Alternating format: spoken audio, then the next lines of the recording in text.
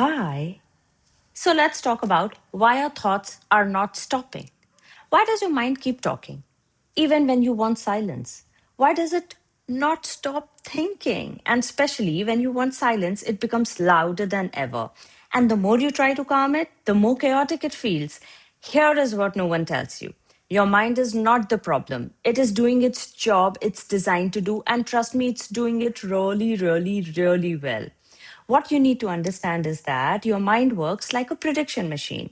It's always trying to figure out what's next, what could go wrong, to how to stay in control.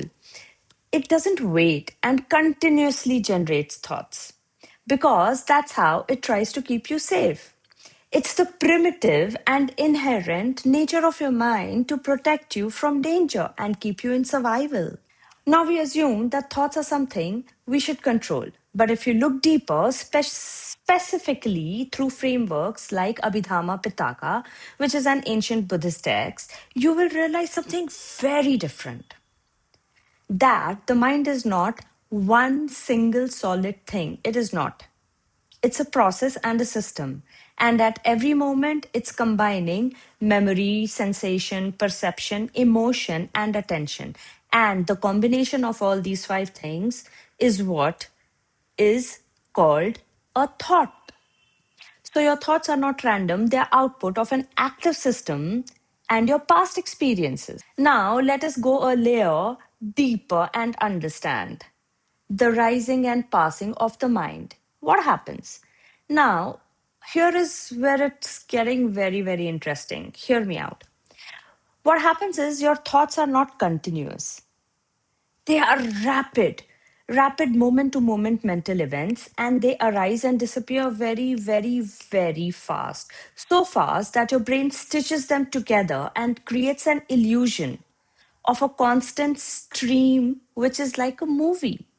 But actually, it's nothing but just frames which are changing rapidly. And this is exactly how your mind works. Now, let's go deeper in the realm of the mind. What does realm of the mind actually mean? Now, everything happening inside you. Okay. Everything is happening inside you, your thoughts, your emotions, your memories, your imagination. And all of this, which is happening, it is happening in one inner space. And that inner space is what we call the realm of the mind. So think of it like this. Imagine you're sitting in a room, and inside that room, there are people talking, music playing, things are moving, but you're wearing your earphones.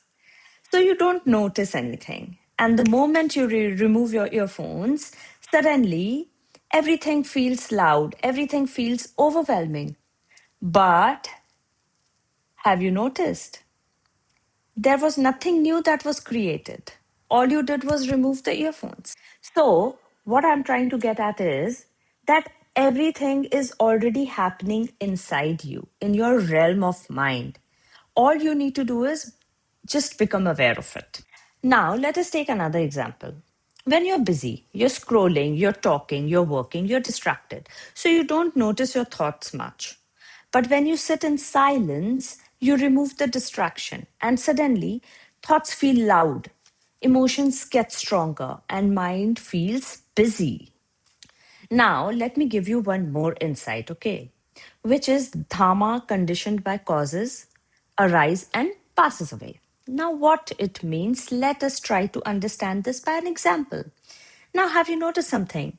You're not sitting and creating thoughts manually, they're just happening. Now, this is where everything shifts. If thoughts are constantly being produced, then who's watching them? Now, guys, there are two things happening over here. One is the thought, and the second thing is the awareness of the thought. And they both are not the same.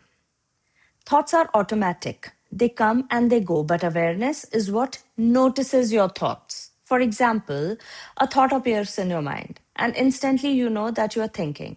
That knowing that you're thinking, that is what exactly the awareness is. Now, why is this very important? Because right now, most people don't see the difference. The moment you realize I'm not the thought and I'm the one noticing it, something changes immediately. You don't have to stop your thoughts. You just stop getting pulled into all of them. And that is where meditation actually begins. See, you don't suffer because of your thoughts. You suffer because you don't see that they are just thoughts. You're not aware of them and you're not noticing them. You also need to know that awareness is more stable than your thoughts. Thoughts change, but awareness observes the change. And that is very, very important. So, why this matters? This matters because right now, what is happening is when a thought comes, for example, like I'm not good enough, something is wrong. What happens is you believe it. But once you see that this is nothing but a thought, you create a distance. And in that distance, you stop reacting automatically and you stop getting pulled into that very thought. You also need to understand that you cannot control when a thought appears, but you can influence whether to follow it, whether to believe it, or to continue with it. So, the reason your thoughts don't stop is not because something is wrong with you. It is because your mind is doing exactly what it's designed to do. And meditation is not about shutting the system down, it is about seeing it clearly without getting pulled into it. Now, these are very basic things, guys, you need to understand before you start to meditate. You need to understand your thoughts, you need to understand your body, your energy, your system.